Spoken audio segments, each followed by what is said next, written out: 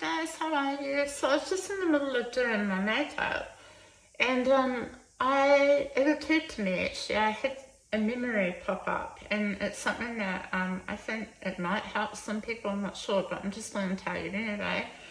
Um, so for those of you, for those of you that don't know, I have had my lower fascia removed I had a bone cancer in my jaw, and I've had a lot of skin grafts, so I've got skin grafts over the thumb, and both of my legs as well have been bone grafted and skin grafted, and I also had a big donor, so my whole upper thigh, a big piece of stem was taken for the donor, and I've had a trachea. I've had 4 tracheas and also a pulvitat, and yeah, I think I've had the works.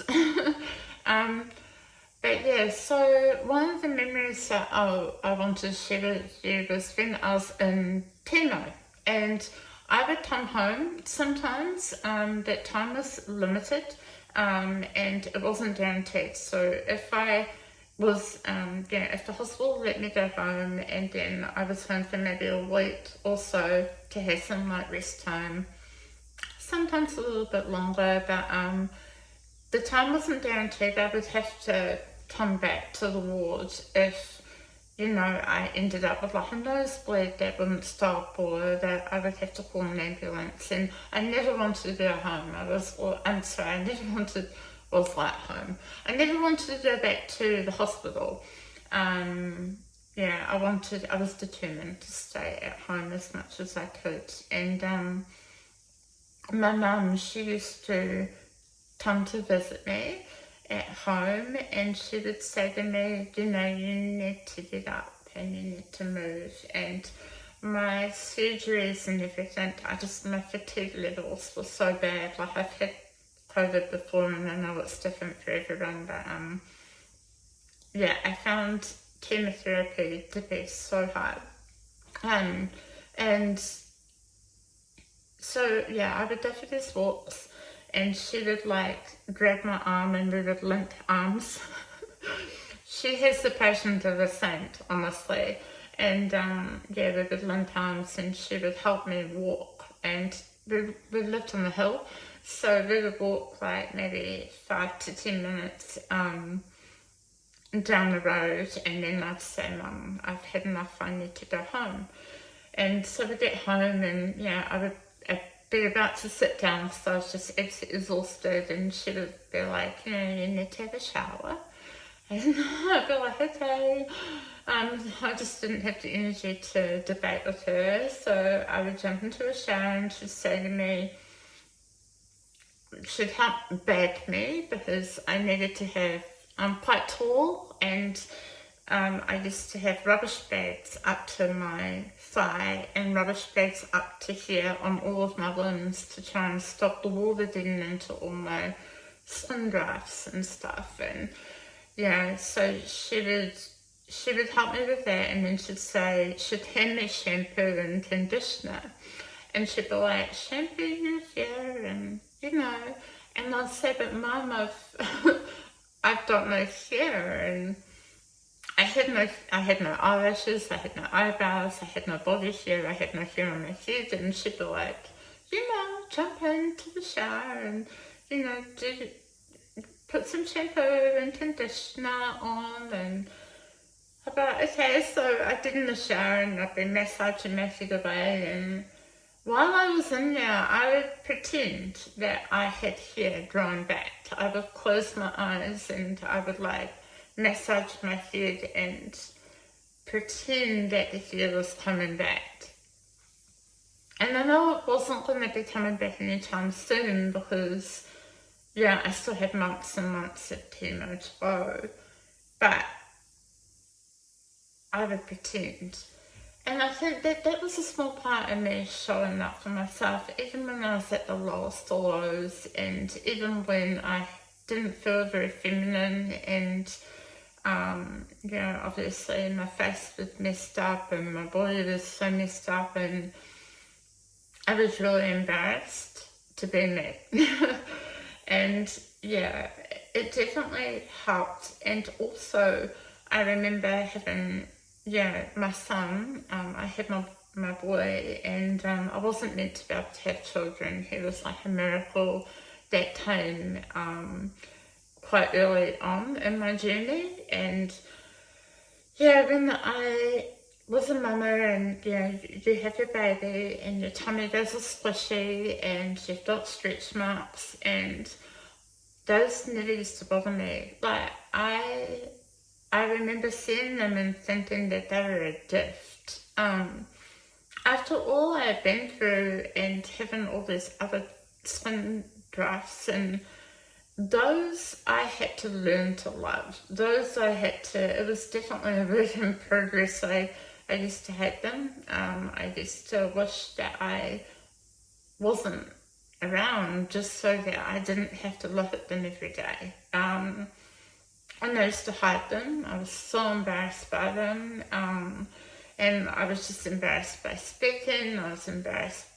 Just, I was very, very ashamed. And,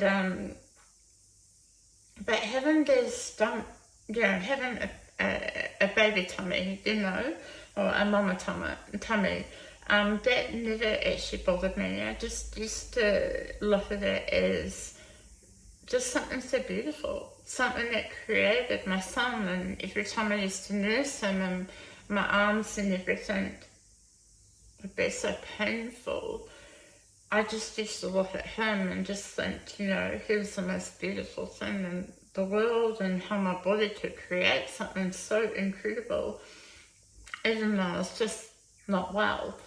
And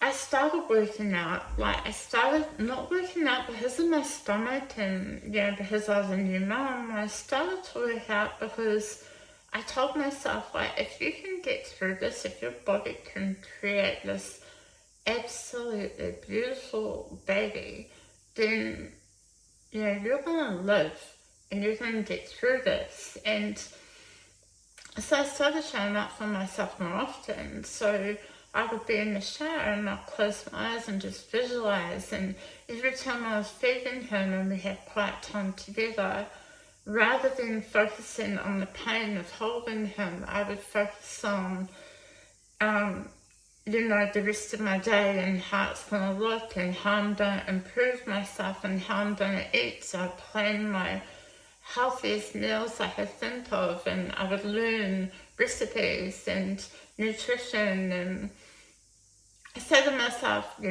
can get through this. You just, you need to just focus on what you can control. And so that's what I did. I used to just, visualize and visualize. I used to visualize every day that things were going to turn around and things were going to get better for me. And by training every morning and just showing up for myself, I've been doing that for so many years now. It's just become a habit. Sometimes I wake up really early, like at around 3, because I have PTSD, and sometimes I just can't sleep. But it's not because I'm depressed. Like, I have had depression and anxiety. It's more because I want to get up and enjoy the day. Like, I hate being still. After years and years of being in a hospital bed, I just want to get up. And so I usually get up and I start my day like meditating and, visualizing, and I still do it, and letting go of any thoughts from the day before that haven't made me feel any good about myself. And maybe if something's happened with my kids and I'm feeling a bit shit about that, I'll let go of that in the morning, and then I usually do my workout. And it's not like because I want to punish myself. It's never been about that. If anything, it's been, I always used to think, if you've survived this, then be the best version of you. Give back to yourself. Like, you owe your mind and your soul and your body that. You have to do that. And so it just became a non-negotiable for me. But the benefit of that was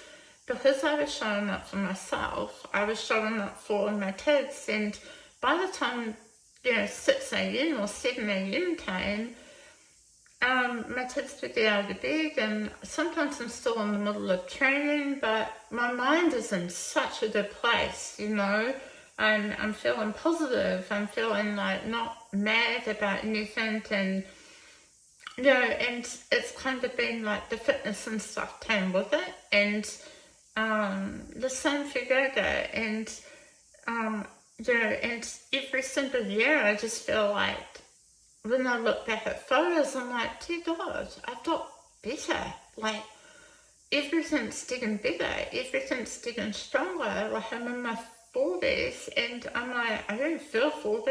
I feel stronger than I was when I was like 16. I'm feeling my mind is in a stronger place than ever before.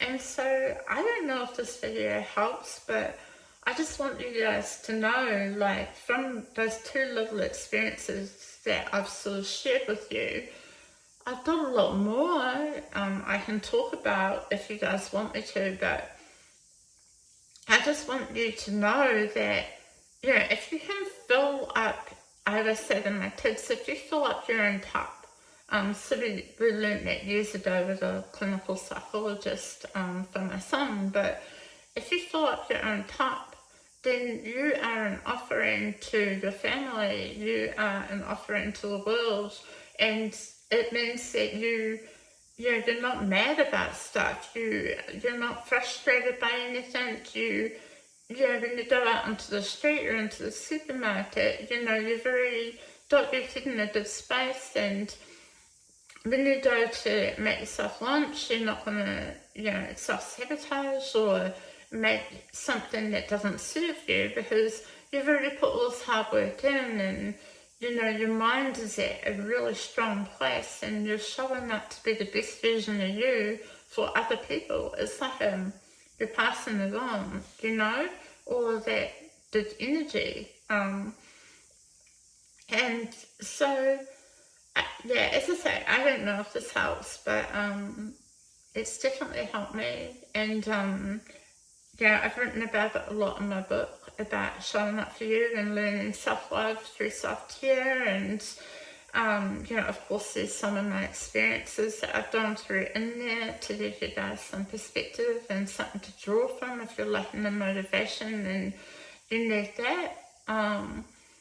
But yeah, let me know, contact me somehow and let me know, like, how this helped, if it did. And I'm sending you lots and lots of love, and I hope you have the most magical day, and show up for you first, and pass it on. Alright, bye.